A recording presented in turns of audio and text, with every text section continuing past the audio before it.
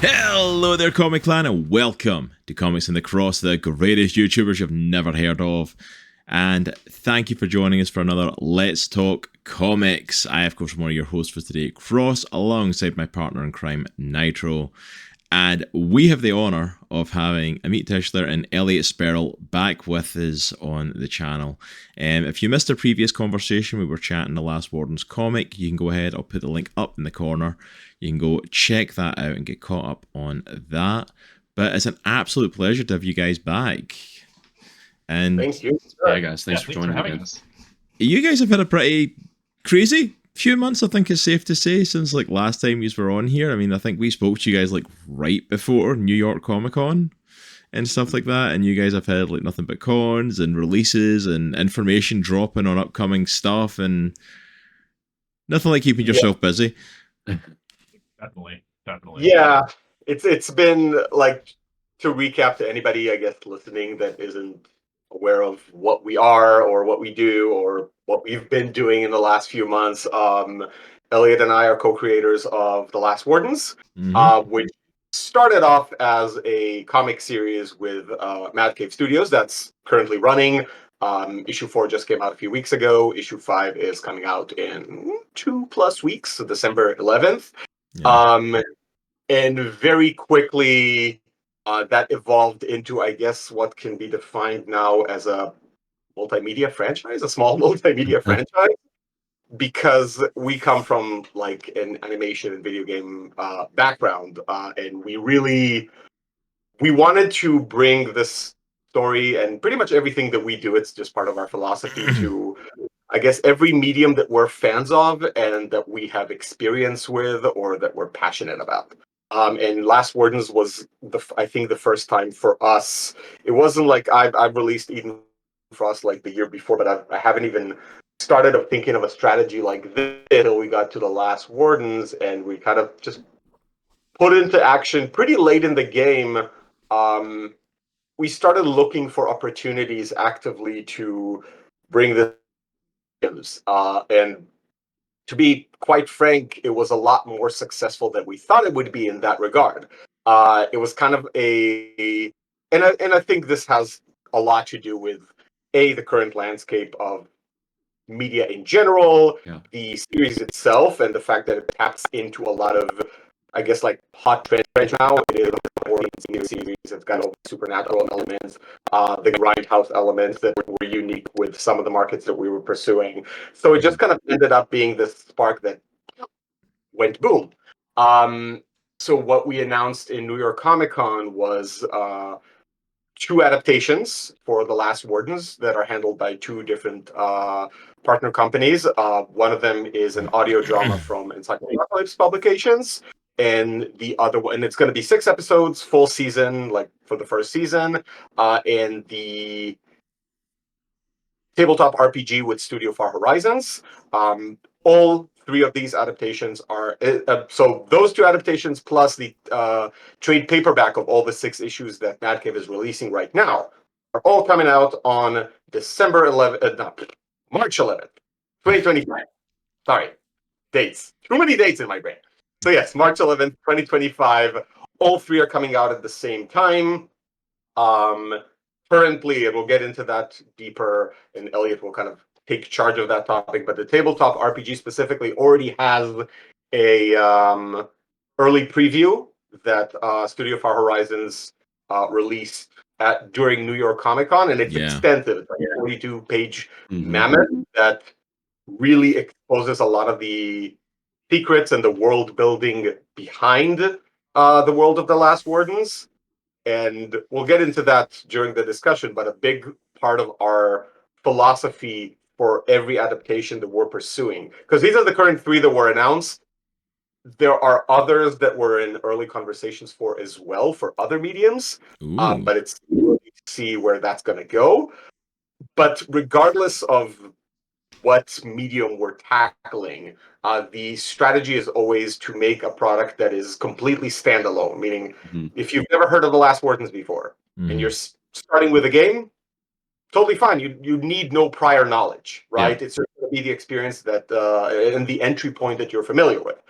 Same with the comic and same with the audio drama. They're all standalone products that you don't need any prior knowledge about the franchise in order to get into. Like the barrier to entry is always going to be zero. Yeah. However, if you are a fan of any of these mediums, if you jump from one to another, you are going to get a lot of added value, right? Yeah.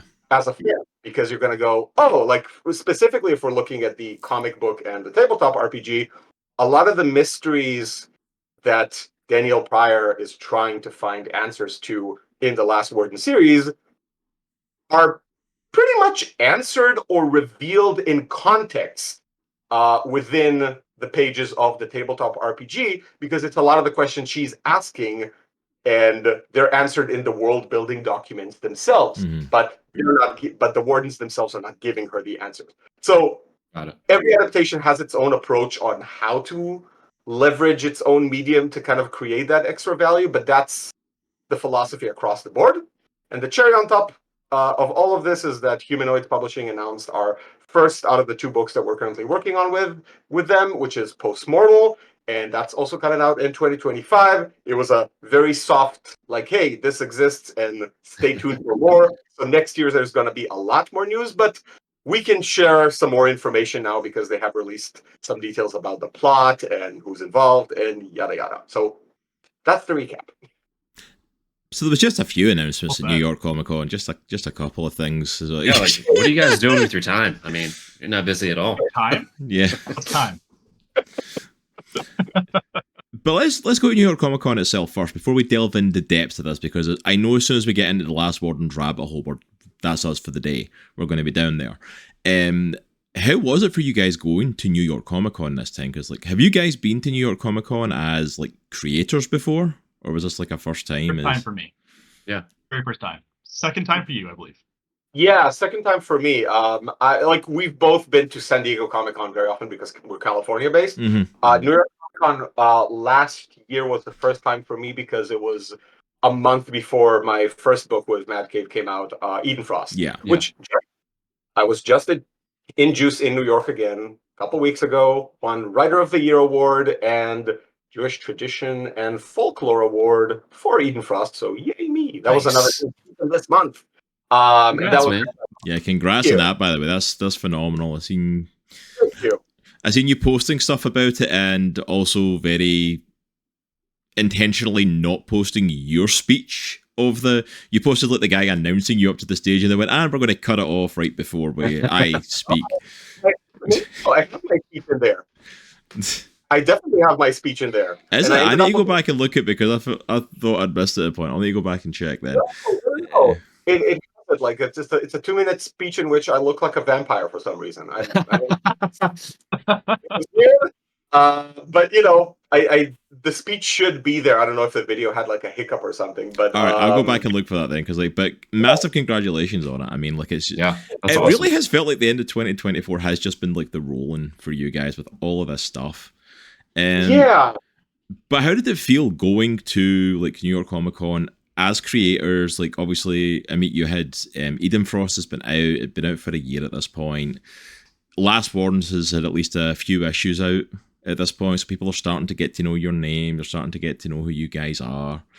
How did it feel being creators? I saw the pictures of you guys at the Mad Cave Studios booth, getting to sign stuff, getting to talk to fans, giving out goodie bags with stuff like this for people. How was that in difference to visiting cons like San Diego or going to another Comic Con, or what was that experience like for you guys? Oh yeah, I'm sorry, not to be. I measured this in terms of sweat. So San Diego was the sweat meter was way up here, right? New York actually kind of down here. It was great. It was not as sweaty. So it was fantastic. Nice. I huge improvement all around on the sweatometer. But in terms of being creators, different story. I would say it was really fun. It was great meeting fans. It was great describing what our comic is about, and kind of passing out some of the first initial hey, here are the QR codes to the Tabletop RPG. Yeah. The table was really fun and really exciting. It was great to have people swing by, and even kind of a few on the fly interviews as well, which is really fun. Nice. That's awesome. How was it, Elliot, for you emotionally? This was the first time, and you're introverted as hell.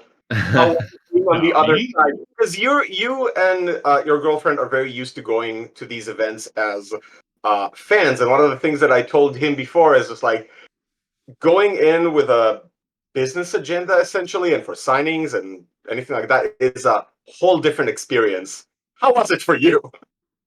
Oh, totally not stressful at all. Handled it like a champ through and through. Totally wasn't scared 24/7. No, Yeah. It was good. It was good. I actually find these things really going as a fan. I feel like you wander back and forth. You check out like Artist Alley. Yeah.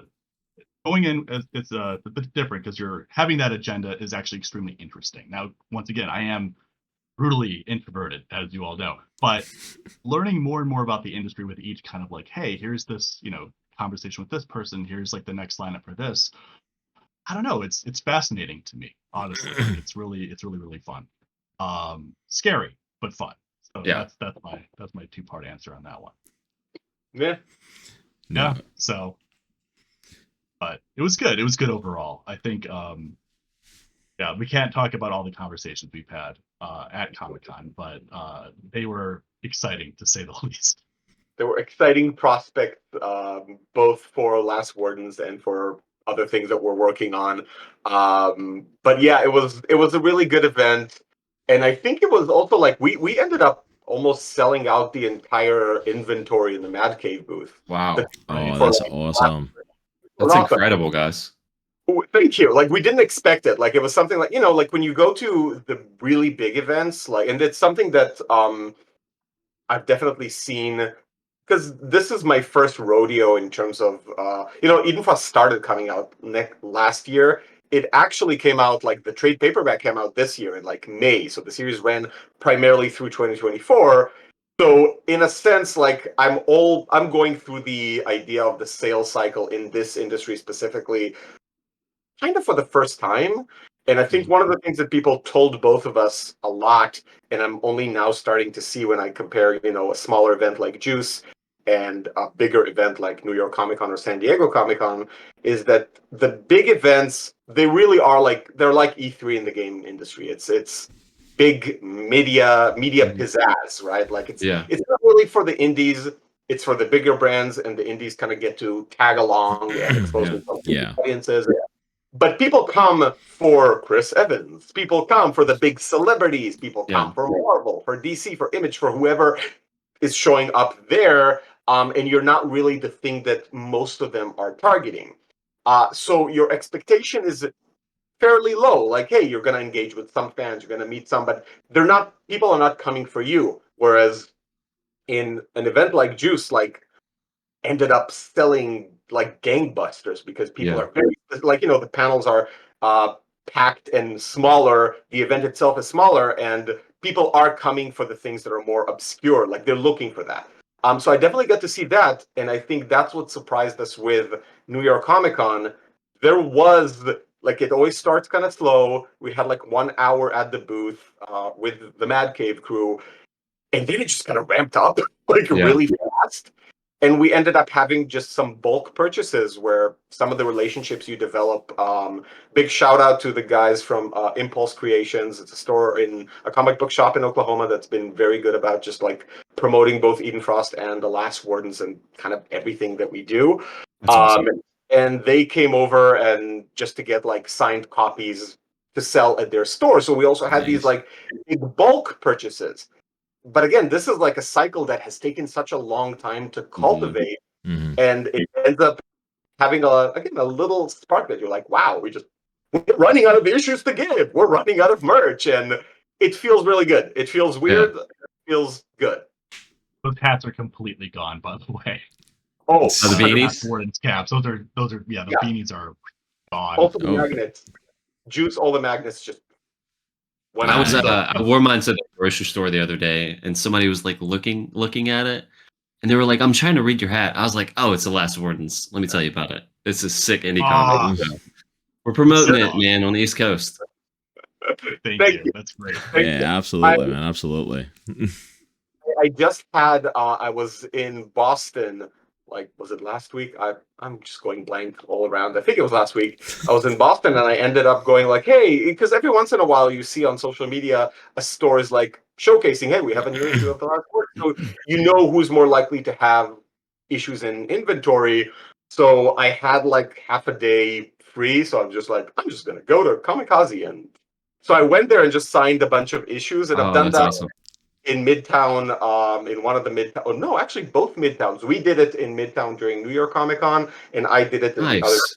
the second time. So it's things that you start getting used to develop these relationships, to reach out more. And really, when you travel, it's the best time to do it, because if you just sneak up on a store, which is how I like to do it, like you just kind Yeah. of go and you ask them, hey, do you guys have copies of this and this? And they look for it for you, and then you kind of go like, do you want us to sign them? And then they go, the fuck? Like, they're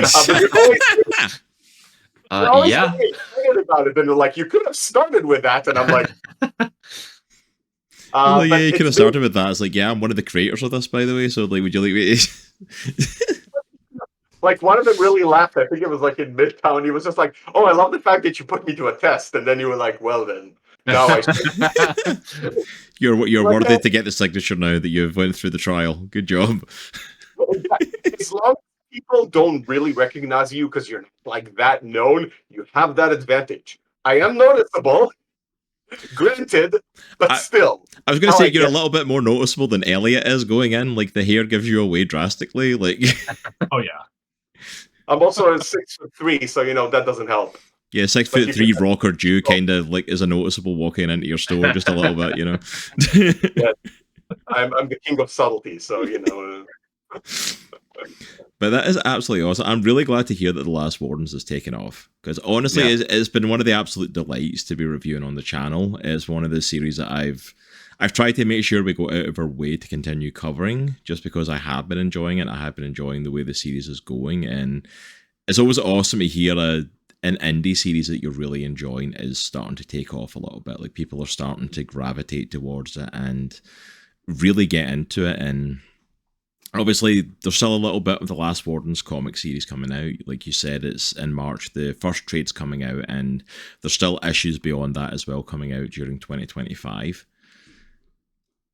Well, first off, thank you, but also, really quick, loved your last review of the last comic. Oh, thank you. Amit and I were talking about it. We're just like, oh my god, you nailed the feeling that I think we were both kind of a little bit hesitant if we nailed it or not. And I think the based on your reaction, we did, and that is so perfect. So the last few issues. I think you actually commented in one of the posts for it, and I was like, I'm just pissed off at Danny. Like, the last few issues, like, I'm done with her. I'm so like, that's like, stop making it worse. You're making everything worse. Yeah, and it's exactly what Elliot's saying. Like, we were the arc we wanted to create for her. Like, the theme, as we told you, like the first time, is all about failure, dealing with failure, overcoming failure. Yeah. And Danny's biggest weakness is stubbornness. When you start her arc, it's the most endearing quality, right? She's not willing to let go. She's going after, like, that's it. In the middle there, you start getting frustrated with her because you're like, listen, you gotta tone this down. Like, you're losing everything. Pull back. So, but it's a gamble that you take as storytellers. You never really know how it's gonna land. Oh yeah, absolutely. You have to put it out there and go, well, let's see if we get the emotional reaction we want or not. And so it is very nice and very validating to hear people go through that emotional journey. I love the fact that you talk about it, because for us, it's just like, yes, now we're just like, let's see if we manage to have these swing back, right? Yeah. Like, because it's not going to be immediate. It's going to be a process. I can tell you, you've already read issue 5. Yeah. So you got you. I can tell you, issue 6 is really packed with reveals. I'm really excited for 6, because I feel like the last issue 4 especially felt like very much like it was a setup issue. Like, it was one of those ones, like, the first 3 had a lot of stuff happen. Issue 4 wasn't a lot. It was just kind of carrying the story on, and I'm like, but you could feel like, oh, it's all coming to a head. And like, and Yeah. obviously, like issue 6, like you've mentioned already, is like the wrap up of like the first trade essentially goes up to issue 6. So that's obviously going to end with some sort of punch, because that's how you always finish out a trade. You have to finish it with something. So I'm like, right. that's like, you can feel it building to it though. And having read issue 5 now, not to give anything away, obviously, but like you can feel it starting to peak now. Like issue 4 hit that point of like, okay, we're coasting to the end of the story a little, just to kind of jump that hurdle. But 5, you can feel like, okay, now we're starting to head to that peak. We're about to hit something big, and a lot of that reveal possibly has already kind of been revealed as well, like in the last Wardens, because I read like the open for the TTRPG. There is so much information packed in that. About the world, but yet so much stuff starts to make sense about the way things are functioning, the way things are going, the way things are happening. That's really awesome to hear, by the way. So it's like, okay, this makes sense. Okay, that makes sense. And I'm okay. And then even questions I had, I was like, okay, well, why is this a thing? Like, oh, you just mentioned it on the next page. Okay, so good.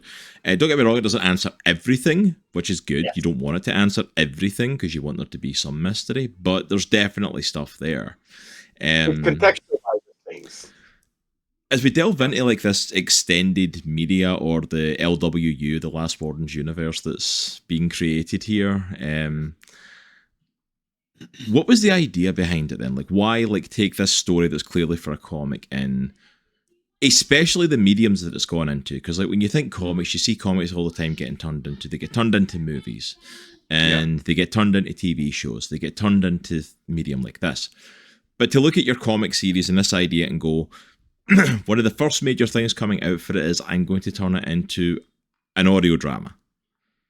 And one of the first major things I'm going to turn it into is, I'm going to make a TTRPG, which that's not an easy thing to do in itself, because like even with the audio drama, you could think, okay, well, we'll just adapt the comic and put, get voice actors, tell the story. Like you said, there's obviously other stuff going on there, and it's more than just retelling the story.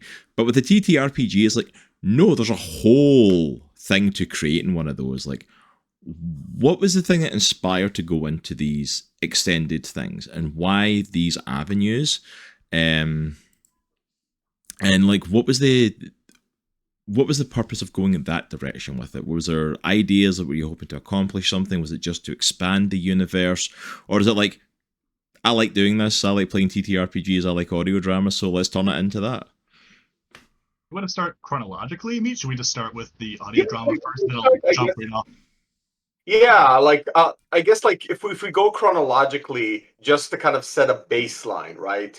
As a baseline for us, as people who have worked in literally every medium, like games, technology, TV animation, comics, when we develop an idea, a story, a narrative, we never, and I think both of us have talked about this a lot in a lot of different interviews that we've done. We're never coming in with the approach of like, this can only be a or this is made for right? Like for medium X, this is made for animation, this is made for live action. When we develop a concept, a narrative, it stands on its own and it should work in every medium. And in our heads, it's always like, what flies first, right? The most pragmatic thing of all, or what's the best entry point to this story? Comics always make sense because it is a visual medium. We're both like 2D artists. Like, it just like aligns in a really good entry point, and that there is interest in this genre and in these types of stories. It works out really well, so it's a good entry point in. But whenever we start something like this, we are always exploring, how else can we tell this story? Like, what other audiences can we expose it to that exist out there? So that is always on the table with everything that we do, right? Because we're not just people who worked in these mediums, we're fans of them. I know that for both of us, like, we grew up on playing video games, watching TV shows, reading comics, and adaptations were always like something really exciting, not because of the prestige, but because now I can, play it. Now I can watch it. Now it was always such a fun experience, which is also like when an adaptation sucks. That was like the most crushing thing as a kid. So for us, this is just like a dream come true, and it's always part of the general philosophy. The minute we got, the comic with Mad Cave Studios running, it set us on a path. And at that point, it's constantly just looking for what opportunities are out there, what markets are also like emerging, like what are people consuming nowadays, what are people interested in. The audio drama, I'll start from there and then I'll kind of transition to the tabletop RPG because all the credit to Elliot on that one. The audio drama was an interesting development because when we looked for pull quotes for the book itself, right? Like the series, the comic series has a bunch of pull quotes from people who are primarily in like horror, supernatural, thriller space. So like Victor Miller, the creator of Friday the 13th, Jeffrey Reddick, who's like the creator of Final Destination, Mark Allen Miller, who was a writer on like a lot of the Hellraiser comics, and he was like the VP for Clive Barker's company for many years, and Dan Erickson, who's like the showrunner for Apple TV's Severance, which is an amazing freaking show. So, oh my God, watch it if you haven't. So we got all of these pull quotes, and that was great, right? Like we also exposed it to a bunch of these high-profile creators who are in our network. Like I met a lot of the horror people in film festivals because I had some of my animated films like in festivals before. So I just got to meet a bunch of people specifically in horror, and Elliot within his network managed to get to Dan Erickson as well through mutual friends. So all of that was good kind of entry point. What it did is that Mark Miller specifically and me have a history. Like I knew him when he was still working for Clive Barker. I got to visit the house like back in the day. He worked on with my wife, like his team like worked with my wife on some like horror audio platform startup. So we kind of had this history, and we're always looking for opportunities to work with each other. And he was always a big supporter of pretty much anything that I do. He gave us one of the pull quotes, and he loved Wardens, right? He was just like, this is awesome, this is great. And he wrote a fantastic little review that we used for promotions. He ended up a few years ago starting Encyclopocalypse Publications, which started off doing audiobook adaptations of horror properties, because that's his entire network, right? When he was working for Clive Barker. So it's a lot of adaptations of like Attack of the Killer Tomatoes and like Sharknado, like licensing a lot of these horror properties and creating audio dramas with voice cast, audio books. Then, and we started talking about it. And at some point, he showed me, we were just sharing stuff. And he's like, hey, you know what we're doing right now? And he kind of showed me a sample of the audio dramas that they're producing, right? Episodic. And it sounded amazing. And it just kind of like hit me at the moment. I'm like, you know what? Just throw it out there. Ask him if he'd be interested. So yeah, why not? Exactly. It's like, fuck it, why not? And I asked him, like, would you, like, we're looking for opportunities like this. Your entire brand is horror stories. This is a series that's starting right now. Like, this was right before issue 1 was about to hit stores, right? So I told him, like, would this potentially interest you guys?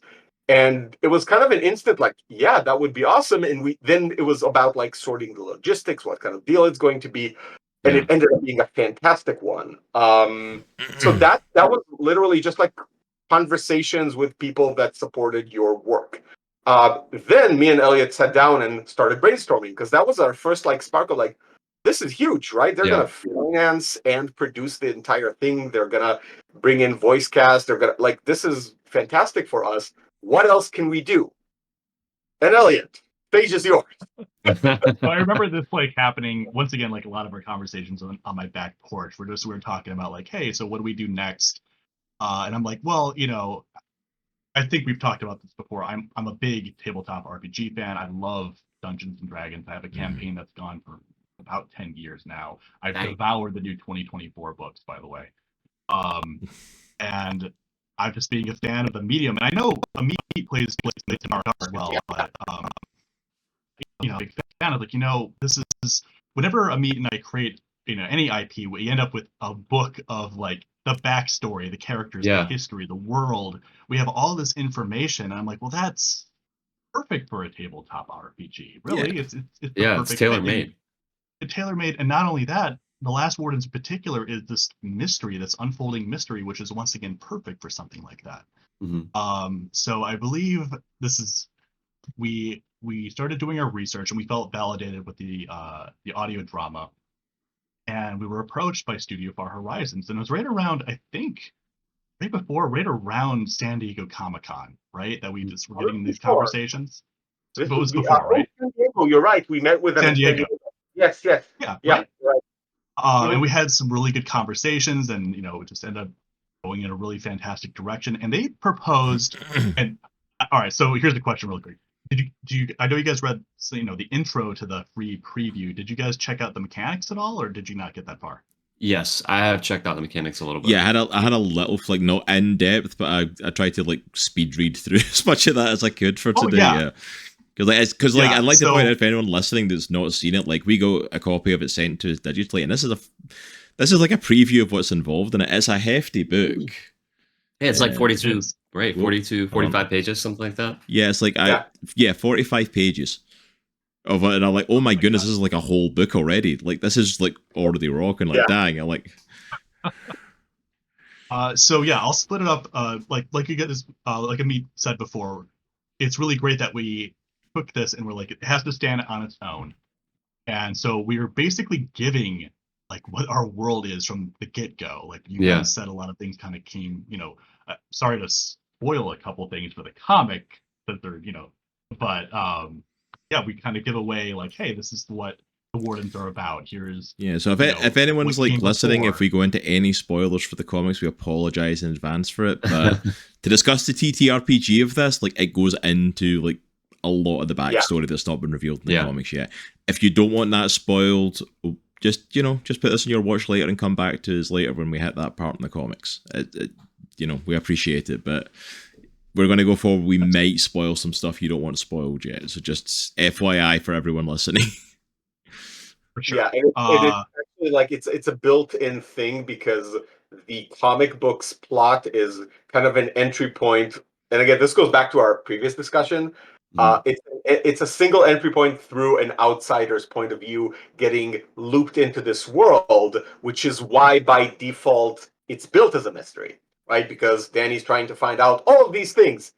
And yes, the tabletop RPG is basically just talking about the world. It is a very different approach because of the medium itself.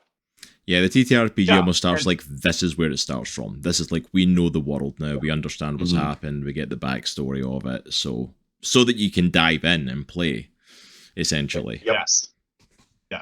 So going back to the actual mechanics themselves for a hot second, they proposed using the Year Zero engine, and I was kind of unfamiliar with that engine from the get-go, because I was, I've been kind of just doing, I think, Shadowrun and obviously 5e for like all these years. Yeah. So like, oh, okay, I know a little bit here and there about it, so I was doing some more research. It seemed to be a really perfect fit because of the status, ailments that can happen to your character. And with the Wardens being, a supernatural horror series, it seems like the perfect fit, because a lot of bad things can happen to you in this world.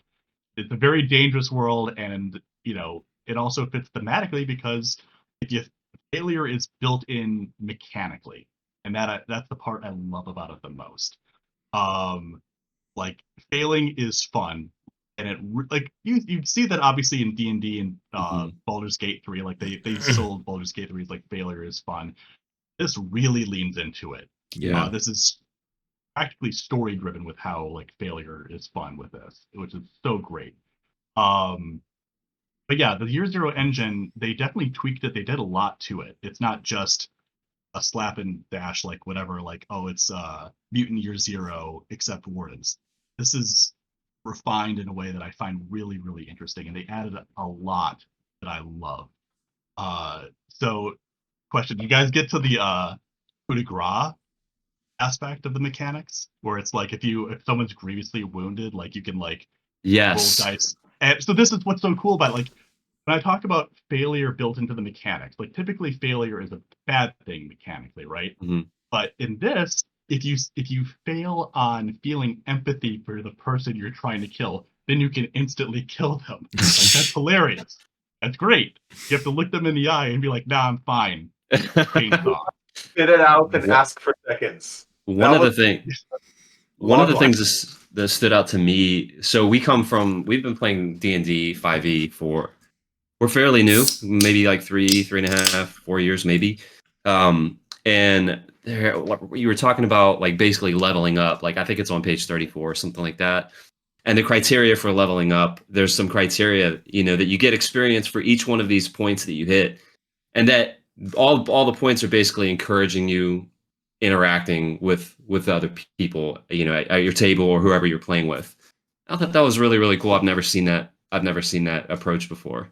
I know. I think I've seen. I watch Dimension 20 a lot with my girlfriend. We recently wrapped up like the campaign Never Stop Blowing Up, which was really fun, by the way. And they kind of do that a little bit too, where like after a session they like find ways to level up as a group. Got it. And I did like that. I definitely love that. I find it definitely forces you to kind of to role play in a way that like, hey, even if you're not, a big overdramatic actor, just allowing you to engage. Like I think you get experience purely for engaging, like default. Yeah. Which I was like, hey, perfect. That's such a cool mechanic, because as Nitro said, we've been playing D&D. Like we just wrapped up a 2-year campaign that we've been streaming on the channel and stuff. And there's like, I'm the DM of it, so I've got all the behind the scenes info, and like there's not a reward for that. Unless I choose to reward my players for that, there's not a reward for that, for role playing and interacting. And whereas this seems to like take that opportunity to force you almost to like, okay, how do you approach this as a group? How do you interact and deal with things as a group?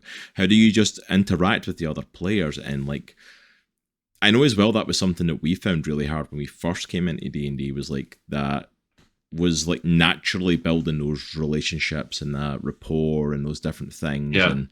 But like, because I'm like you, Elliot, I'm an introvert, so like basically playing make believe with a group of people that you've never kind of really interacted before, it's very intimidating. Very intimidating, very tough. But to have a thing of like that almost kind of like just not forces you to do it, but kind of like just prods you into it, because it's like, hey, you want to level up, you're going to have to at least jump in somehow and like kind of push that. And like, it's a really interesting mechanic, and I don't think I've really seen that in many TTRPGs, if at all. Even and once again, it doesn't even have to be like overly acted out on the player side. I think even just having like a rival and standing up to your rival within your own group, in any sort of capacity, also grants experience, which is really interesting and fun. Yeah. Like, oh, okay, so like even though you don't have a beef with this other player in real life, the fact that you have like this weird heated back and forth within the game is really fun and interesting, and definitely pulls players kind of apart, which is fantastic for, once again, how the Wardens themselves in the comic are completely at each other's throats all the time. It definitely echoes that. And of course, everybody to grow a pair and try risky things, which is what the Warden is all about. Yes. Take a chance. So as a barbarian, as somebody who plays a barbarian, the second one stood out to me. Did you defeat one or more dangerous... No, the third one. Did you overcome an obstacle without using force? Because that was my modus operandi. So having your characters kind of go against the grain, what their character might do. Or, like, this is what my character would do. And they, you're doing the same thing over and over and over. How about, let's take a look at it from a different perspective. Yeah. I really like that. It forces people to think outside of the box. That kind of also goes into Origins as well, by the way. Like, I know there's some more Origins and stuff coming around the corner that we can't talk about yet, but based purely on what's in the free preview, you see that actually in humans. So there's the drifters, kind of like, Worm and Bricks. And then you also have humans like Danny and Lori, who are more skill-based, or Keith, like who's more skill-based and able to handle that. But one of the things they specifically have is they can interact with other humans or survivors in like a really chaotic situation and not have to roll in, a disadvantage in terms of convincing them, because they're not scared that a giant rock person's trying to talk to them or whatever. Like it's less scary for them. They're not being overcome with like, oh my god, that's another monster's about to attack me. It's like, no, Danny's trying to explain something, and you can solve problems that way. By just being like, hey, the exit's that way, guys. Just try and survive that way, please. Yeah. So no. I think that's all possible. It definitely lends itself to like how people want to solve things. My group, for example, It's funny, you mentioned you're the barbarian, I'm the fighter in mine, so Nice. I'm constantly like, yes, let's fight stuff, let's do it, and everyone's like, whoa, let's just all have a peaceful Relax. conversation. Surely the evil Lich Lord is just like having a bad day. It's like, no. In Blades, I'm literally the person who always just quite literally throws a grenade in the middle of the room just to see what the fuck happens. So Yeah. That's awesome. Yeah. Like, I feel like that's my character as well. Which you So can I'm also do in interested. this game. Yeah. I'm interested. So like you have this engine, this what was it, Year Zero engine, and you have this basically this Bible for the Last Wardens. I'm interested in how you make that fit. How does that work? Like, what does that conversation look like with that company that's doing this? Yeah, I was curious about that as well. Like, how much did they come to you with? Like, were they the ones that suggested the engine? Were they the ones that suggested how it fits together, or did you have to like say, okay, here's Year Zero. How do I make these two like fit together? Yeah. So, all right. First off, all mechanics are on Studio Far Horizon's side. They take the lead because they are obviously the experts in balance and stuff that is way beyond my RPG knowledge base, right? So like if it comes to actually creating a tabletop RPG, 100% them. They're the ones who recommended the system. They're the ones who said what makes sense, and we follow their lead completely. Mm-hmm. That said, early on, Meat laughed at me because I created a PowerPoint presentation like very early on, be like, just as a fan of tabletop RPGs, like here's how I would like propose a system like this would work. And they took notes, and they actually were very amenable to like being like, oh, okay, that's interesting. And it's funny because when I read their like version 1 of the free preview, I'm like, oh my god, they actually like did a lot of this. Oh my god, I'm so like thrilled that they included these things. That's so exciting. So I don't know if I really had influence, but they definitely included the stuff that we. The PowerPoint worked. Yay! That's awesome. Mechanically, it's like, oh, this works so great. But in terms of the lore itself, that's something else entirely. Oh, everything gameplay, they take the lead on everything that's essentially tied to the product because it's a product, so it is their product that we're supporting. Yes, our main contribution, aside from essentially supervising, reviewing, Elliot in particular, giving them questions and notes regarding gameplay things that we're not sure about, or keeping it again very much in touch with canon and our statement. We had some lore written and some lore that was purely just like we were aware of it because we've discussed it and said this is how the world is built, or this is how the new Wardens are built versus the last Wardens, and blah, blah, blah, and this is how we're going to play it through the comic series. Some of it wasn't written yet, or some of it was only anecdotal in the documentation that we had. So we had to essentially create an extended lore document per their request. Because when they started going into design, they were like, all right, guys, here's what we need. We need you to provide us essentially X, Y, Z. So we just that was us writing and producing this like massive document, throwing it their way with all the materials and essentially descriptions that we had. And it's still a bit of a back and forth, right? Like just recently, they ask for additional information because they're looking at what they need to fill in the eventual release. And they're like, we need more information about X, Y, and Z. So every once in a while, they'll come back to us and say, we need more info about this element. And then they find their way to incorporating it. We look at it, we can approve, we can comment, we can review, and so on and so forth. And of course, there's all the marketing collaborations, and collaborations with Mad Cave Studios and with Encyclopocalypse. Like they're going to do a print version, right? That's going to actually be in stores. It's not going to be just digital. They have a lot of experience with working in tabletop gaming. They don't have a lot of experience with publishing. Mad Cave does. So we actually connected them so they can get in touch. Awesome. Yeah. So it ends up being really, really beneficial for everyone, for us, for them, for Mad Cave Studios. Everybody essentially gets to learn from each other and help each other. You'll see that the trade paperback itself actually has advertisements for the tabletop RPG and the audio drama as well. Oh, that's awesome. That's cool. Yeah, so everybody is essentially supporting and promoting each other's products, and we're planning a whole bunch of things to see how we can bring everything together and do some fun marketing stunts once again to kind of rising tide, ships. That's really cool, because I was going to ask that actually, was like that, because especially like you're talking about, you've got the TTRPG, you've got the audio drama, and you've got the first trade, all drop in March, all drop the same day. And I was going to say, it's like that, to pull off something like that, like how much interaction and cooperation is there between, like, because you've got like 3 companies.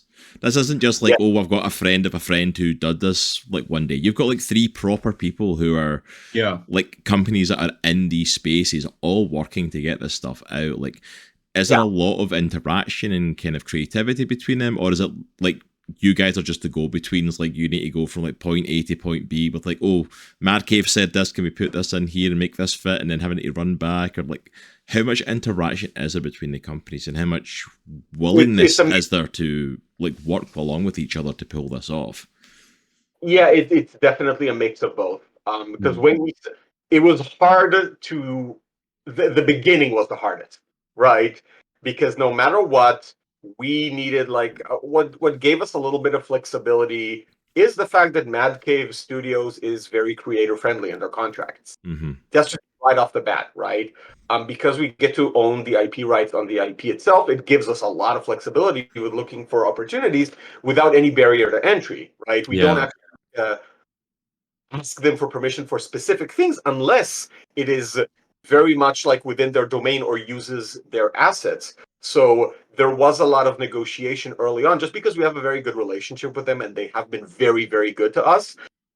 We managed to reach an agreement that allows us to leverage what they have already done and give access to any licensees that we find for future products. And that was huge. Because that's awesome. Exactly. That's why you're seeing in the tabletop RPG, there are inks from, like the comic as well. They're allowed to use assets from it.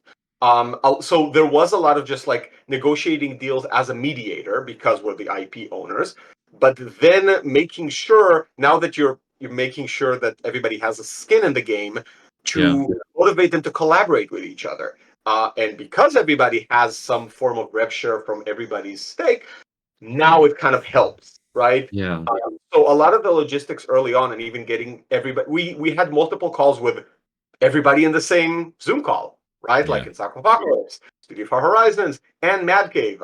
They also met them in person in both New York and San Diego Comic-Con. So, but all of this takes just a lot of producing work, right? And a lot of creative business thinking on how to make it worth it for everybody. Because for us, like, everybody involved took a big chance on us, right? And we want that to be worth it for them, no matter what. Whether it's through success of product or the network they've built along the way, the like anything. So we really try to push as much as possible everybody to contribute to each other. So at this point, we're at this point of production where we are the funnel between everybody, because everybody's just deep in production, right? Like Matt, the trade paper get it out. The audio drama right now is recording the entire voice cast. Studio Far Horizons are just like chugging along on both marketing and the production of the book itself, because it is a doorstopper, right? But early next year, one of the big things, and we're already dipping into it, we're kind of building up to, okay, now that we're headed towards release, we got to start talking about how we're going to do this in the most compelling way possible. And it's going to be interesting. That's all I can say. But the date itself, by the way, the date, March 11th, that came from us. And it was a big risk. Speaking about taking chances, because we went, well, what is the most compelling thing you can offer any licensee? A release date for a physical product. And Mad Cave gave us that, right? There was a product that was going to be on shelves, which means there's already marketing attached to it. There's already anybody that can piggyback on top of that gets it to some degree. So lining them up so that they can come out at the same time helped us filter what kind of adaptations we're going to look for. That was also an advantage with tabletop gaming, because we had to think of products that can be launched and produced in quality form and, in good shape within the timeline that we had when we started exploring it. And that already narrows down a whole bunch of stuff. Yeah. You're not going to get a good animated thing. You're not going to get there's things that are not going to happen.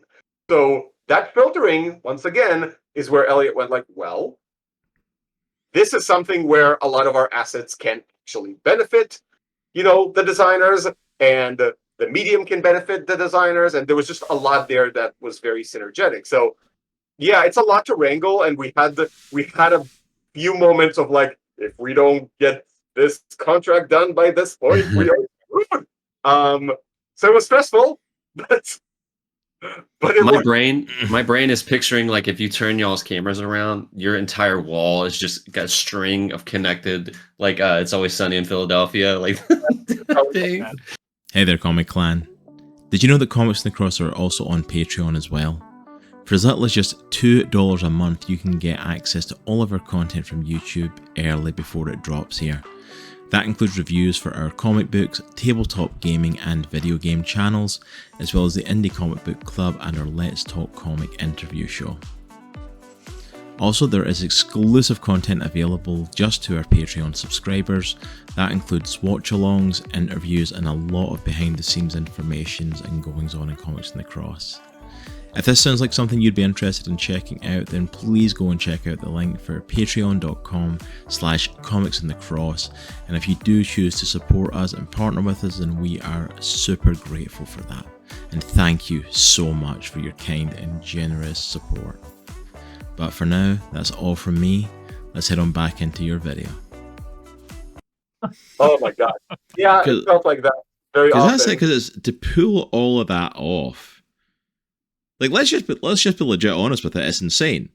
To wrangle these three products that are completely different from each other. As much as you're saying we can use the assets from this and that, bringing out a comic and bringing out a TTRPG and for publications, as well as launching an audio drama all on the same date so that they all benefit from each other. That's insanity to try and pull it off. And the fact that you guys are at the point where we're in the home stretch of this basically being done and ready to go. Yeah, is phenomenal, and I think it's a great credit to you guys on what you've pulled off for the last Wardens and creating this multimedia universe at this point, because it'd have been so easy to just stop and and to just go okay, this is a comic, this is a great story, and we're done. Or it'd be so great to okay, the trade paperbacks are out for the last Wardens, we've wrapped up the series. Okay, well now we can jump in and do an audio drama and build off of that being done and focus on it. But to do it all at the same time and to pull it off, and I think that Amit deserves a lot of credit for this. He's brilliant at that type of thinking. So I think you guys deserve amazing credit for pulling this off, and I think The Last Wardens deserves amazing credit as a product as well, because not only did you take it to Mad Cave, where it's okay, Mad Cave allow you to keep the IP and you're still in charge of that, so it's okay, it is your baby, they're basically just publishing it essentially, but to then have an audio drama team and a TTRPG group basically say, hey, you know what, that's an amazing idea, let's do it. Yeah. To pitch them what The Last Wardens is and for them to get on board with it, almost for the get-go. And so we can make this work. That has to have an amazing amount of praise to the product, to the story that you guys are telling with The Last Wardens. The fact that so many people are willing to invest in it and take a chance on it, because especially today, we talked a bit about it last time you guys were on the show, in a world where the media industry is basically looking to basically make as much money as possible, taking risks on products is a lot less of a thing. People are wanting, hey, this is a set thing, this is something that's done well, this is something that's made a lot of money, let's make a sequel to it, let's make a reboot of it, let's make let's just farm that until people stop caring, because that way we can get the most money. So for you guys to offer The Last Wardens, which does have a lot of those hints you talked about, the old school horror and the 1970s grindhouse style of stuff, but it's completely its own thing. And for these companies, a comic company, an audio drama company, and a TTRPG company, to go, yeah, we're going to take a risk on it. That's pretty phenomenal. Yeah, that's pretty amazing. Just to get one of them to say, like, yeah, you know what, we're going to back this, but to get 3 of them, and then not just that, get them all to collaborate with each other and work alongside each other at the same time. Like, I think you guys deserve the amount of praise that's available for that. You really do. Yeah. Thank you. I think a lot can go wrong in these processes, and I've worked as a creative director in multimedia capacity in both my own startup and for a local transmedia company that acquired that startup. And I can tell you, I have seen these kinds of multi-company collaborations go wrong so fast and so bad, and with really big companies involved. I think seeing both the good and the bad of that definitely taught me a lot about what approaches would work better and what wouldn't, what things are okay to be more chill about, and what things you really have to drive home. Yeah. I think we brought a lot of those values into how we did this, and we are very, very proud of that. It's a lot of relationship and logistic management. Mm-hmm. That's just what it is. And even the risk taking, like with Studio Far Horizons, they were new to us. Like we didn't really have any direct network connected to them, which is why it was kind of shocking that it happened, and even more shocking how well it's turning out, because they're fantastic partners. But with Mark Miller, like I've had a long relationship, right? So there was a lot of trust. And that's, I think, one of the biggest things when somebody decides to take a chance on you. It's trust, or it's faith that at the very least, even if things don't go our way, you're proud of what you've produced, you're proud of what you achieved, and you feel like you came out of a good experience. Because I think the worst experience for anyone, whether it's a publisher of an audio drama, publisher of a video game, a publisher of a comic book, if the experience sucked and when you reach the end product, you're just like so happy to get rid of it, nothing really matters. Not even a success kind of feels tainted.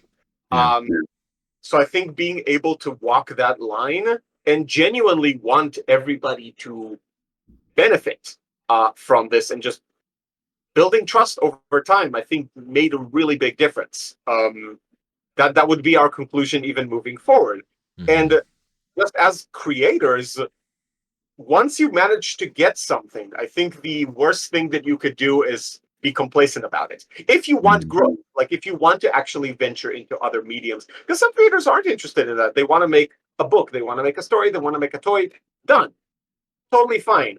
For us, we do want to experiment, and we do want to tell our stories in a lot of different ways. Like, it's just, we're mega geeks. We were inspired to get into the entertainment industry as a whole because we love the mediums themselves.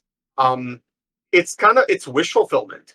And every time you manage to get a score, instead of going, well, now I got there, so I'm just going to finish it, it's what else can we get? What else can we do with this? How else can we build on top of it that isn't just a cash grab? Something that we would enjoy, something that we would be passionate about.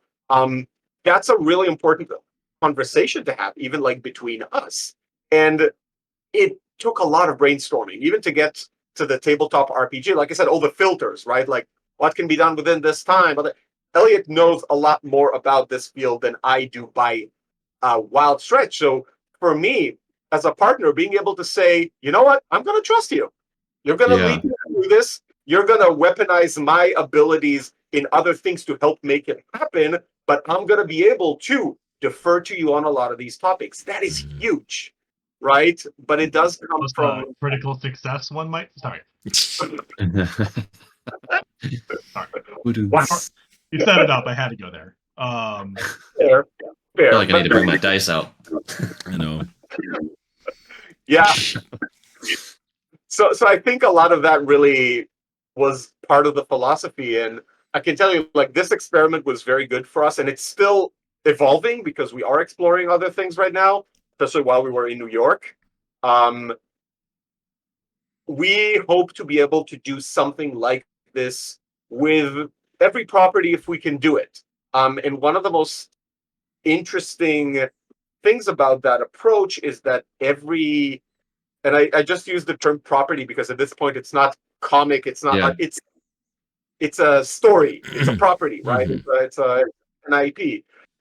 We want to do this with all of them, but we want to be very careful with the choices we make, not just in partners, because the collaborations can really go either very well or just very wrong if you pick the wrong people.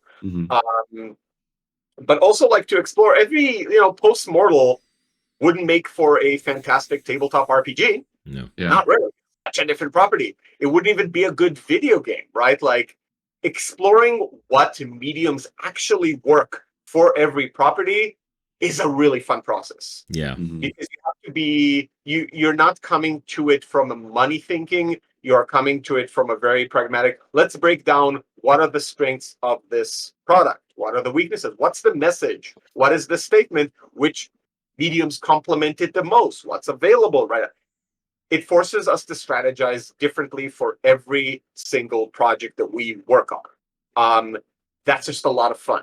And during this process, some approaches that we're going to take, they're not going to work. We're just going to hit walls and we're going to go, we thought this was a good idea and it just wasn't. But even as we do that, let's say that we approach for one of our upcoming projects, a company that does a product that we weren't even aware of, and we're like, we don't understand it, but this seems like a really good fit. And it ends up not working out. But now we're very aware of, because we've had these conversations, because we've taken them far enough, we're aware of who the market, what the market is, how this product is made, who's the audience. When we look at our future slate, because we're not stopping here, we're producing a lot of things that are going to come out like between now and all the way to 2027. We might go, this wasn't a good fit for post-mortal stomping grounds. Maybe it's a good fit for Solar Sisters, for any of our future products. Like, it's all positives. It's good failures, right? You learn something from it that you can take with you and apply moving forward. So that's that. Almost a theme of that. Absolutely. What? Failure is almost a theme. Yeah. It's almost like you're building this engine, for lack of a better word, where you can put your property in it and just, it has different outputs. Does it work here? Does it work here? Does it work here? And it feels like you guys are creating that right now. Yeah. There's a lot of really cool, it's like a whole, its own ecosystem, I guess, for lack of a better word. It's really cool. Yeah. And it comes from really in the end, we're very aware that there are going to be some overlaps between fandoms, right? Some people, like you guys, you like both tabletop gaming and comic books. So there is a very high chance of conversion from one medium to another, right? Of you guys adopting, hey, Last Word is a comic, we love this, now we're going to check out the tabletop RPG. That's not the majority of audiences. Yeah. The conversion rates from one to another tend to be fairly niche, and we are building a niche franchise in the end of the day. We're not Spider-Man, right? But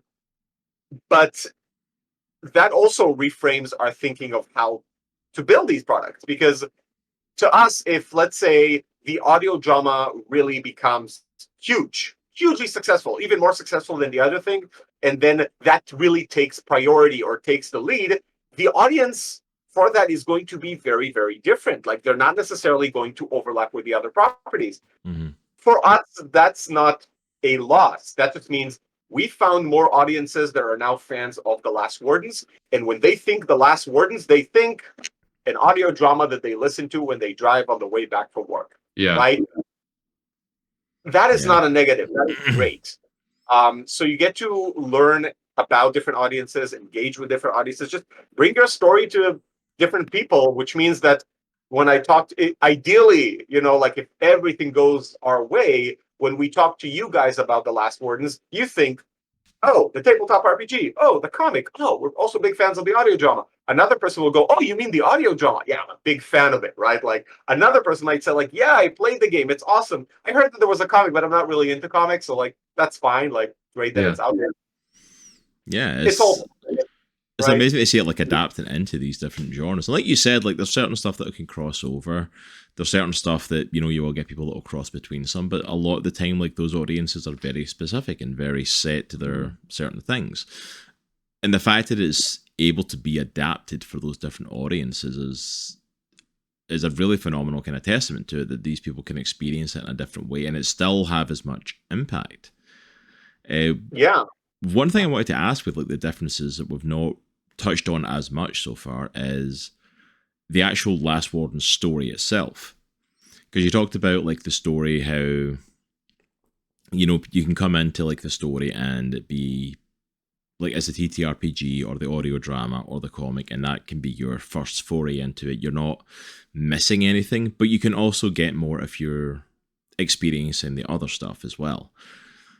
So from that tells me this isn't just going to be like a straight up adaptation. Like you're not just going to take the comic and adapt it to the audio drama, for example.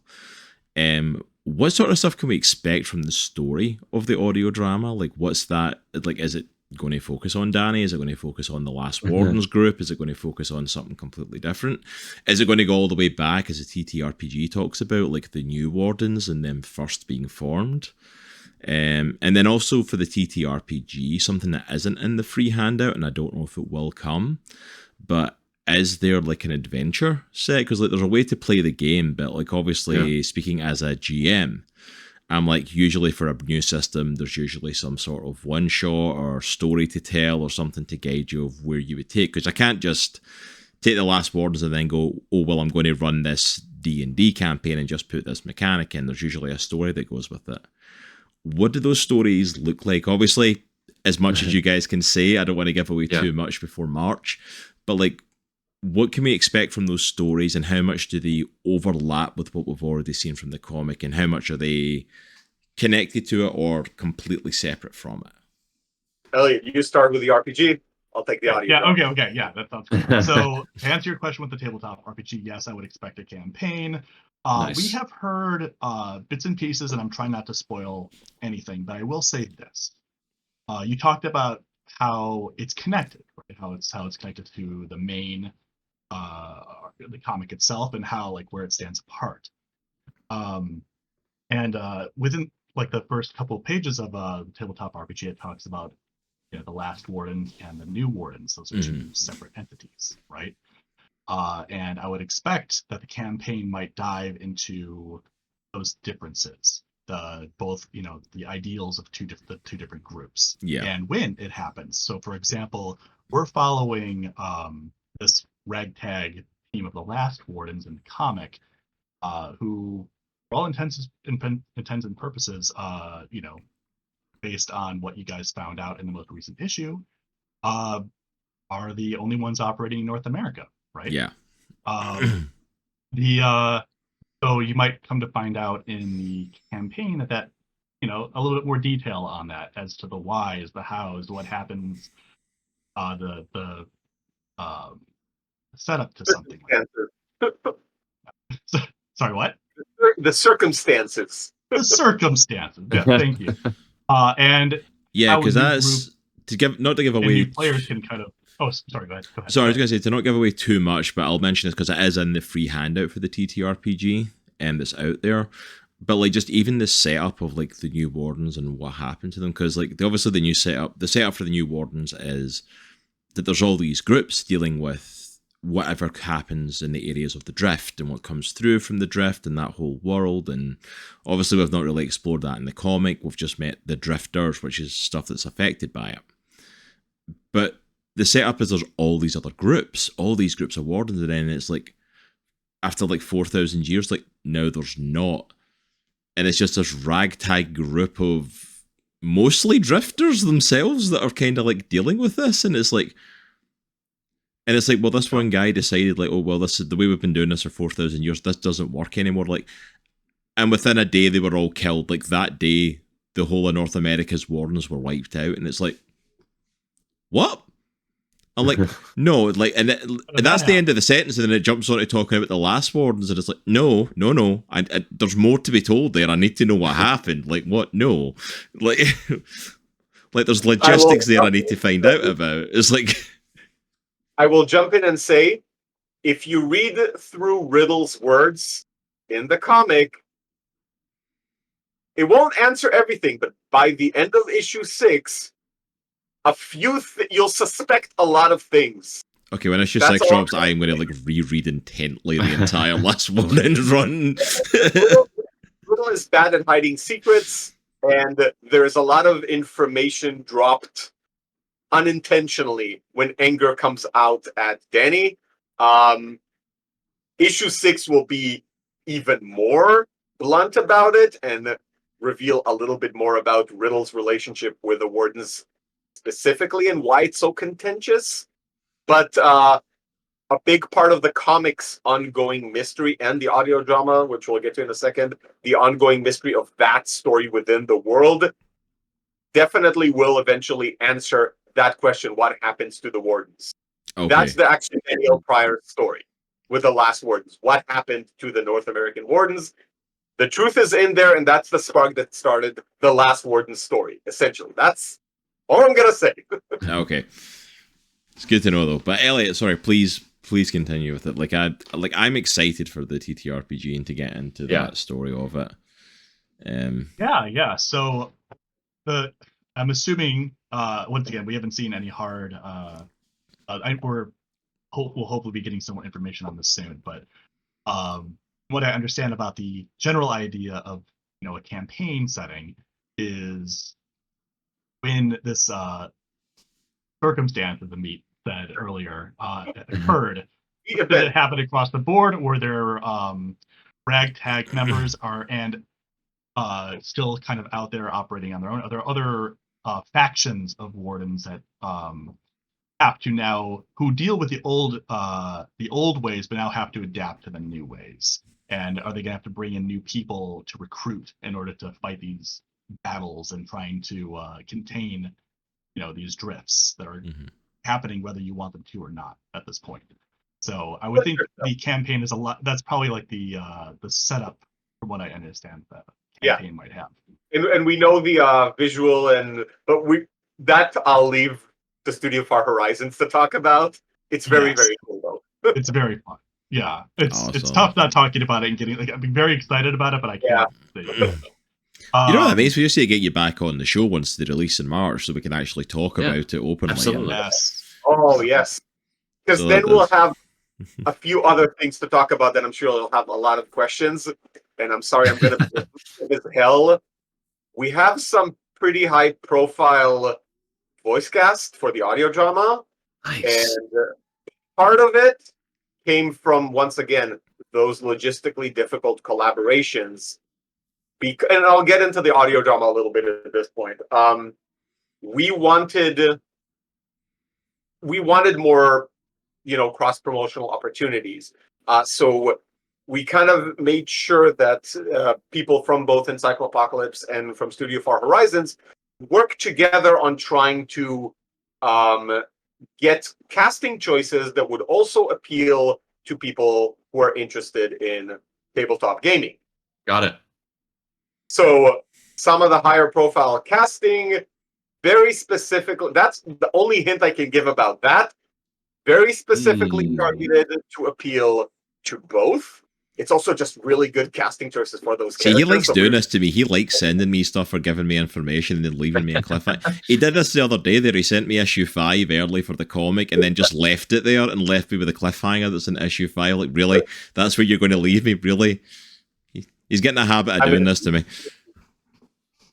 I'm a teacher. Don't worry. Before we will announce the cast for the audio drama probably around February. That's the current plan, like a month before release. It's gonna be interesting. Stick around for that. But yeah, we managed to get some names that we really didn't think, like for us it was like, and in roles that we also were like, really freaking awesome. So that part was really, really exciting. Now, as far as the audio drama as an adaptation, so the tabletop RPG very much is like you're seeing that the approach to the adaptation is tied to the medium itself, because we're saying, well, tabletop gaming is all about building your own story within a very compelling world or setting. Comics isn't that, right? Audio narratives aren't that, and books aren't that, right? Like I have set a narrative for you and I'm going to take you on my journey and you're going to be compelled by the journey I have laid out for you. Yeah. Because gaming is like that form of gaming is about creativity, building your own narrative, building your own characters, the entire approach was about, well, we have to essentially drop the entire lore. It's more about world building. It is a completely different approach to The Last Wardens as a franchise, as an idea. With the audio drama, we did want to tell Danielle Pryor's story and essentially adapt it. However, we wanted to do it in a way that, hey, help us bridge some gaps that are kind of caught in between the tabletop RPG and the audio drama, but also really leverage what that medium actually gives us, which is a lot of world building opportunities and opportunities to expand on characters and situations in the comic that we wouldn't be able to otherwise. So there was a very masochistic choice that we made early on, and Elliot might hate me for it, but it paid off big time. And it paid off, right? Like, we basically decided to do the entire story from Danielle Pryor's point of view, beginning to end, but also in present tense, meaning you are experiencing everything in real time through her thoughts. Oh, dang. And in it, you do that. It is no longer a direct adaptation by default, because you are creating there's a lot of new dialogue there specifically for Danielle herself, because you're in her head. So you're hearing her thoughts and you're sensing her experiences in real time. One of the most, and people who will hear, like, I know that Encyclopocalypse wants to release some early preview or tease maybe by the end of December of the audio drama, but the first scene of the comic literally doesn't work, right? It doesn't, she's not there in the first couple of pages. They're all like this ominous hinting of the Wardens, and we see the horse trailer, which, wait until chapter 6. It'll make a comeback. You saw the truck, the bicycle, they all make a comeback. But essentially, like, we have a very different opening right off the bat because we're not there to see that. But that doesn't mean that Danielle doesn't experience Riddle's entrance into the world in a very different way. So it forced us to create some completely new scenes. It forced us to expand a lot on Danielle's life and how she experiences things in real time, including her experiences with the other characters, and a lot of information that could be hinted at or not hinted at all that you just learn about just by default. Like, again, without going into too much, I can say that there are moments Last Wardens comics. So you mentioned, like, issue 4, right?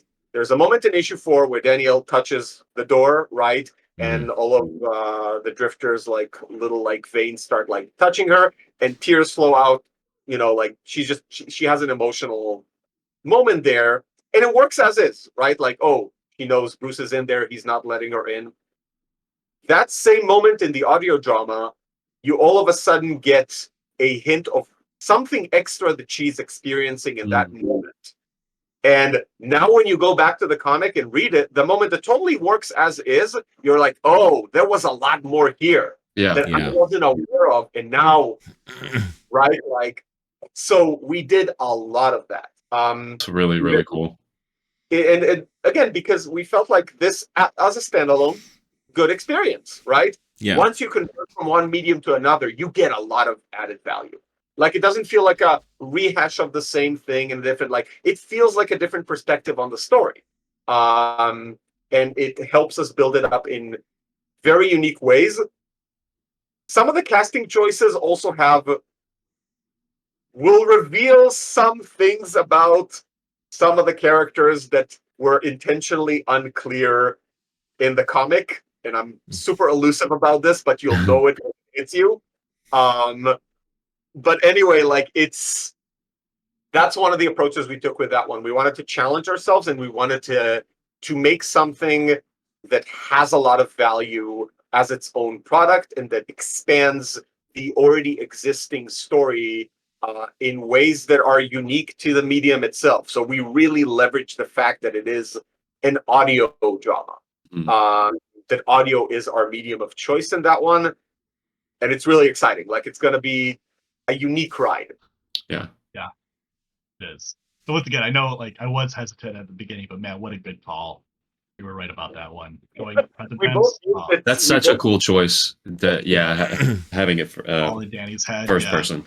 But that's Yeah. it though. It's like just something as simple as that change though. Like, because obviously in the comic, that's not the perspective. The perspective is we're outside, we're looking in, we're watching the stuff going on, just like your typical comic. But just the simple fact of like taking it into her head, taking it into hearing her thoughts, her emotions, and having that perspective and like that being your main point. That just changes so much. Like you said, it gives depth to certain scenes, and there's certain scenes that also forces creators to kind of look at like, okay, so we're, like you said, the opening scene, the opening page is like, you know, the first issue is like Riddle's song and him calling his wardens and stuff, and it's like, well, if you're in Danny's head, if that's our point of view, you get none of that. But it also makes it personable. It makes us, draws us into exactly what she's going through, and it's a really cool idea because it takes that same story but tells it in a completely different way, which is like, and I love the fact as well that you're utilizing that, because that's one of the things that we've talked about a lot when it comes to comics is like how often people don't properly utilize the medium. The comic books is a visual medium as much as it is about the storytelling and words. Like, you know, you'll get this beautiful looking panel with this wall of text that's like blocking half the picture, and I'm like, you're telling a story in a comic, please let me see what you're drawing, because that's part of it. And it's like, so to be able to then look at like, okay, well, let's use the audio. That's our medium. We don't have the visual, but we can do this in a completely different way. And essentially hear these inner thoughts that you don't get to hear because we are living there. We are experiencing it. It's such a cool idea and such a great way to adapt the audio kind of experience. And it's like, I love you, Elliot, but I'm glad Amit won that fight, because like, it sounds like it's going to be an amazing one. He was totally right on that one. It's like it sounds like it's going to be an awesome adaptation for it. It really does. To be clear, if I wasn't against it, I was just like, oh, that's going to be really challenging. Yeah. No, he's never oppositional to these things. I just know that I struck fear into his heart. That's the word I was looking for. So thank you, Elliot, for running along. Circumstances. You were right. It works really well. It adds a lot. It really does. Yeah. So it's fantastic. I'm really kind of curious if once you get to episode 4, if you'll still feel how you feel about Danny. That's what that's what I'm thinking. I'm wondering how that's going to go, because like obviously going into issue 4 was like, I was so over her attitude, and like even the way like she talks to the wardens in the book, and I'm like, you're literally chewing out these wardens. You have no clue what's even going on. Why are you chewing them out? And I'm like, but even just the perspective of thinking, added context that I think will help. But at the same time, that's also where we want you to be. And that's it. It's like, it's clearly that's the way she's written. It's clearly because she wasn't fully like that at the beginning. It wasn't, like you said, it was almost endearing that she was like, no, I'm going to go back in there and save my brother. Issue 2, they're all getting into the house, and she's like, no, I'm going back in. It's like, okay, this is a very gung-ho, let's get in there. And by issue 4, it's like, stop it. Just go. Like, you've gotten so many people killed at this point. Just let them do it. But the prospect of like hearing that internal monologue from her and hearing her thoughts on what she's experiencing and why she's experiencing it, it's like, you're going to realize that the story that we wanted to tell the comic reader and the story that we're telling just by default to the audio drama are slightly different because of that perspective. Because the context you're going to get for the exact same chapter in the audio drama might actually shift your thoughts a little bit. It'll tell you like, oh, that's why she's so adamant. That's why she's hopeful. There is something giving her a hook, but it's something that she can't really or doesn't have the chance to communicate with them, and it still wouldn't matter even if she did. But it's a little bit of context. So once again, for the comic, we wanted you to be frustrated because you're experiencing it as an outside viewer. Once you're in her head, all of a sudden you're getting a slightly different. You're like, oh, okay, this is a little more complicated for me now. Like, so to us, as storytellers, that is just where you get to flourish. You get to explore your own story through different perspectives. It opens up all these creative opportunities.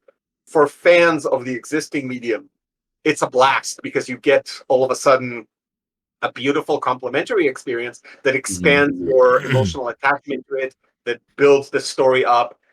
And for completely newcomers, they're just getting a really good journey, right? Yeah. They don't need to bother with anything else. But if they choose to, well, they're going to experience the same thing. So that's the general philosophy. This has been a really good experiment. So we're hoping we're going to be able to continue building on it for the last Wardens right now specifically. Yeah. I wish I could talk about the thing that we're trying to work out right now, like a fourth adaptation. If it works, we will talk about that next year as well. Absolutely. Absolutely. Regardless, it takes the same approach. The same approach. How do we take this and that's really cool. Our pivot and play with genre as well. So, and we're hoping that with anything that we do in the future, that we'll be able to do more things like this that are very much a fit with the franchise itself, whatever it is. That's awesome. I'm super excited to see what happens with this when these adaptations drop. When you guys get to announce this other adaptation, because I've no doubt that's going to happen. That whatever it is going to end up taking place, because it's been rocking so far. Like, this has been a phenomenal series to follow. It absolutely has. I do want to shift gears away from the Last Wardens as much as. I mean, it's crazy to think, like, you could honestly think you guys are doing nothing but working on Last Warden stuff because you've got so much stuff going on with it. But in the midst of all of this, you guys have decided, hey, we're going to keep writing comics as well. Because why not? Why not? Why not just, like, completely work ourselves to the bone and completely just drain every creative resource we have and work on something else? So another comic announcement. You kind of talked about it a little bit, like at least mentioning it last time you were on the show. But it's now officially been announced from Humanoids Publishing is Post-Mortal, the new comic coming out. Can you guys, for anyone who's missed the announcements and not heard you guys speaking about it before, can you tell our audience, like, what is Post-Mortal? What's this one all about? Because changing gears completely from all the Last Warden stuff, and it's something completely different. I think the first thing to posit is that it is both books that we're doing for Humanoids are vastly different from what we've done with Mad Cave to date.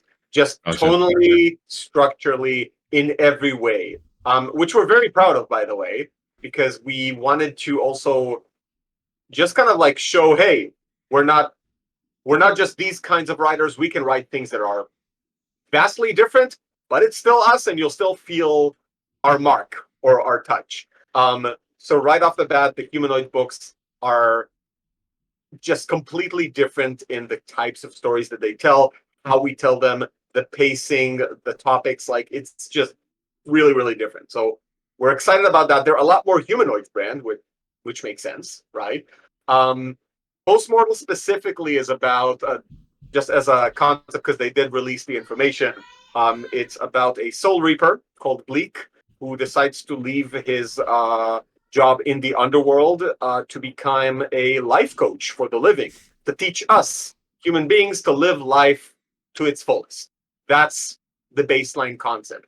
The more expanded one is that he teams up with a disgruntled life insurance agent, Vicky Singh, and together they take on essentially their first case.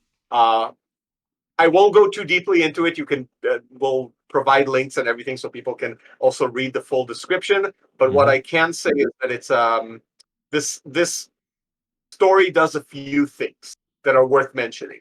One, in terms of like vibe and tone, it is like a dark comedy, right?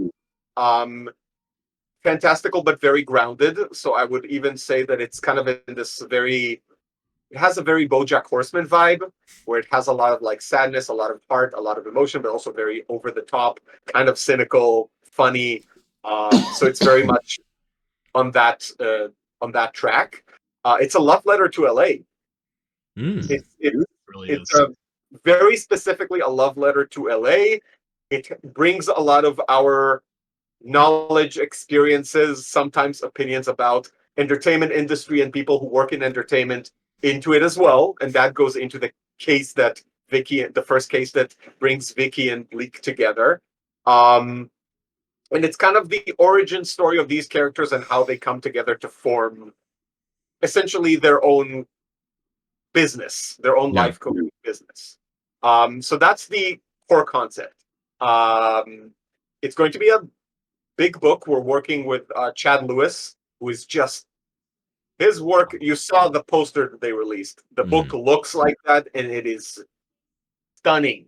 Yeah, it looks very cool artwork. It's like the artwork looks perfect for like a dark comedy. Like it is very spot on for when you kind of like describing the book. I'm like, this is the sort of art style that comes to mind. I think it works perfectly for it. So you said it's going to be like a big book. So this is like is this an official like ongoing series, or is this going to be like you guys know there's a beginning, middle, and end sort of thing? It's just going to be a long running like set series, or? It's structured more like, think of it more like a feature. So like it's structured like a standalone. So if you just read that one, beginning, middle, end, it's done. Everything that we build usually has a plans for continuation, and this one is no different. If we ever get the chance, we know exactly where we want it to go. If it doesn't, it's okay. Last Wardens is a lot more built for serialization. Like it always ends with a cliffhanger and ongoing mystery. Postmortal isn't that. So the book is very much like, hey, it's alone and it's its own unit, but we know exactly where we want to take it if we get the chance to continue. It's gonna be a lot of fun and it's gonna be unique. Again, very, very different tonally than Last Wardens. I don't want to spoil anything, but I'm a particular fan of two movies, and I won't give away which one we reference in this, but I will say this. Dad recently turned in 2 inked pages that, after seeing them, my life is now complete. I can die happy. They are the coolest things I have ever seen in my life. I have never been like, I think we gushed about that for an entire day. I mean, just like those 2 pages. I think you're allowed to mention which movie we're parodying in it. Okay. I'm not parodying it. Sure. So I'm both ironically and unironically a fan of the movie Waterworld. Nice. So classic. We have a section in there that is so phenomenally done that I can die happy. It's the coolest thing I've ever seen. And when we found out that Jake Thomas, our editor, is also, like Elliot, a big Waterworld fan, I can tell you that was just a moment. This was meant to be. It was meant to be. Yeah, just everything fitting together. It's just perfect. And also, it's not just played as like a ha-ha. Like it's a through line almost. It's something that kind of comes up and all the way through. It's not That's cool. Because you know what?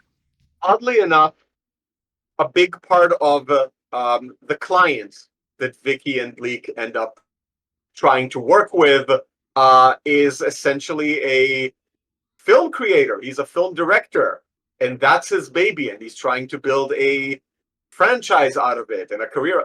There's a lot there that is tied to, once again, our experiences and almost like, hey, this is how this can go wrong. Yeah. We get to explore it from the perspective of these 2 characters who are trying to solve the really terrible personality and life issues this person ends up with from a life of really bad choices that ends up working out well in the beginning and then really not. So it's a really fun journey in that regard. Yeah, honestly, it sounds amazing. It sounds like it's going to be a lot of fun. It's like I'm very much a fan of dark comedy sort of stuff, so this sounds like it's like right up my alley. I'm completely all in for this. I don't remember seeing it on the release. Is there a release date or a kind of set time for it coming out? Not yet. Okay. Not yet. There isn't one, but I can say a few things for sure. It's going to be next year. It's going to be 2025. Okay. Probably close to, if I had to guess based on our current schedule, end of spring, maybe early summer. My guess is San Diego Comic-Con, but I don't know for sure. Like that's going to be outside. But it's definitely Q2. They do want to at some point, I think, even launch a Kickstarter for it. Nice. With unique exclusives, like closer to release. That's all I can say for now. Right now, we're like 100 inked pages in. I think the final book is going to be around 140. Wow. Nice. We've been working on it since 2022, I think. Starting small. Yeah. Wow. Yeah. Yeah. Absolutely. It actually, It is looking beautiful, though. It's really great. Well, yeah, Yeah, definitely keep us updated on the release of Yeah, that, especially absolutely. if there's a Kickstarter, because 100%, I'll be definitely backing it. I definitely want to check this Yeah. out. Same. thank you. Absolutely. Thank you. And don't worry. Once we're allowed to go all out on this one, you'll know. All right, so this is just definitely confirming you guys need to come back in March whenever through Yeah, for absolutely. Last Wardens, because you'll have a lot more information on Post-Mortal as well, I'm sure, and it'll give us a chance to just delve into everything. I feel like we just need to pencil you guys in like every 6 months. It sounds like just every few months we just get you guys on just to update on everything. Like We do have 2 2026 titles also coming out soon. Good Lord. With paper cuts and with Humanoids Publishing. So like, Sounds like we need to go to Comic-Con. yeah, I think we definitely.